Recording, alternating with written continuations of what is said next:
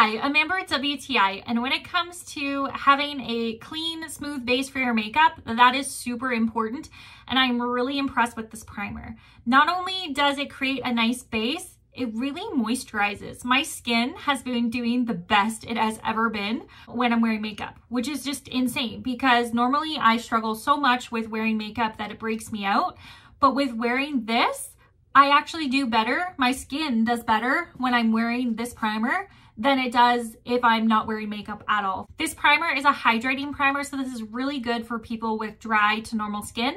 I have combination skin, so what I like to do is use this in the areas that are a bit more dry, and then the areas that are more oily, I will use a primer that's more geared toward oily skin, that's more like grippy, but this just gives a really nice base for everywhere, and then I can go in with the more grippy primer. I love the texture of this. I feel like it is just so luxurious. As you can see, it's a very drippy primer. It's a very wet primer. There's no silicone, so there's no silicone feel really, but it does have a little bit of grippiness, a little bit of stickiness, like the tackiness that you need in a good primer. I am such a big lover of makeup, and when I can find a makeup that I love and I can also afford, you better bet I'm purchasing that over and over and over again.